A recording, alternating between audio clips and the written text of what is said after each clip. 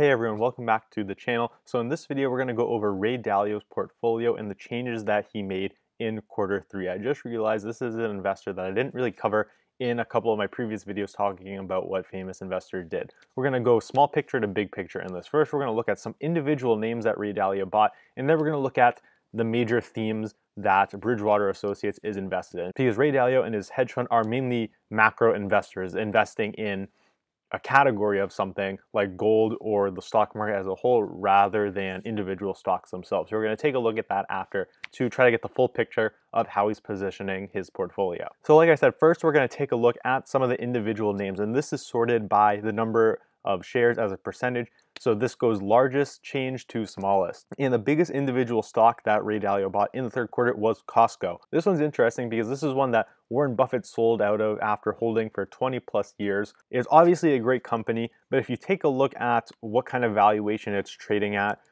take a look, Costco.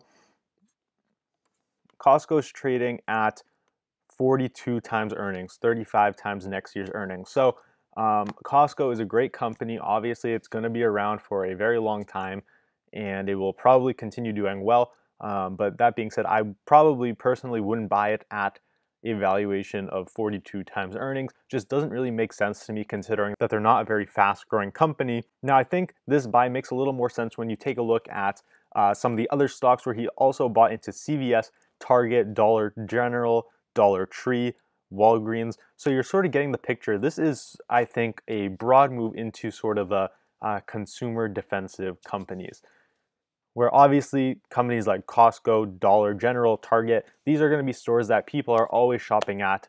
And the worse the economy gets, probably the more people are going to go shopping at these places. And Ray Dalio and his hedge fund, Bridgewater Associates, are mostly big picture investors. So I think this makes sense looking at all these holdings going into consumer defensive heavily in the third quarter. Maybe they're thinking that the economy could get worse from here. Now, the second largest buy in the third quarter was Starbucks. This one's interesting as well. I haven't really checked up on Starbucks in a while. Trading at an all-time high, trading at 30 times next year's earnings. Again, Starbucks, obviously a great company that's going to be around for a long time. Would I buy it at these prices? Probably not, just because of the valuation. And then we can also take a look at some of the smaller buys in the quarter where you see General Mills, Clorox, J.M. Smucker, Tyson Foods, Kraft Heinz.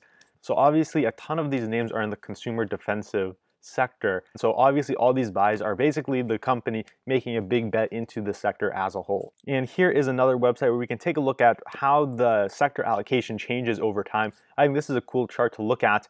If we take a look at the Q3 sector, some pretty big changes, where the first thing I noticed is how ever since 2015, 2016, we've seen a big allocation to materials. I'm assuming that this is metals like gold and silver, which Ray Dalio is big on. I think gold is one of his largest holdings, if not the largest. Another interesting thing, we see a almost 5% allocation towards healthcare, and he hasn't been this exposed to healthcare in a number of years. Really going back to 2011, 2012. So this is interesting. This is another trend where a lot of investors seem to be buying into healthcare stocks. Warren Buffett is one of those investors. We can see the finance sector is down over the past few quarters. I'm pretty sure this just represents like a stock index fund, and so this is something that he has been selling out of. Now, consumer staples, this is the sector that was bought into heavily this quarter, obviously now up to 13%. If you look back to Q1 of this year, just 1% of the portfolio allocated to consumer staples. So they've made a huge bet on the consumer staple sector going forward from here. I think that tells you something about how Ray Dalio views the economy right now. And so now we're going to zoom out all the way to the big picture, seeing what kind of big picture investments Ray Dalio is making. Because instead of investing in individual stocks, Ray Dalio mostly just likes to invest in these large ETFs as a whole that represent either the entire stock market, gold, emerging markets, really investing in whole industries and sectors rather than individual names. So if we take a look at the largest holdings, first one is the S&P 500, sold out of 21% of the position, taking some of that money off the table. Second largest position, gold. No surprise here, Ray Dalio is a big proponent of gold. And then third largest holding, emerging markets. Ray Dalio is also someone who is bullish on emerging markets, especially China. And then we go down to holding number 4, and this is actually Alibaba.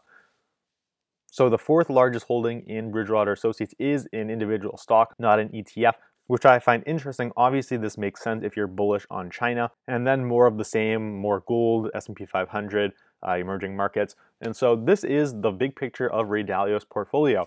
The largest individual holding is Alibaba, and I think that that sort of does make sense to me. I personally don't own any of the big tech stocks that are dominating an index like the S&P 500, but if I had to buy one tech stock, it would probably be Alibaba, just because I do think China will see massive growth over the next decade, and I think Alibaba is a lot more fairly valued than a lot of the other tech stocks in America right now, especially with how much they've run up this year. So that's it for this video. I want to make a quick recap of Ray Dalio's stock portfolio and the changes he made in Q3.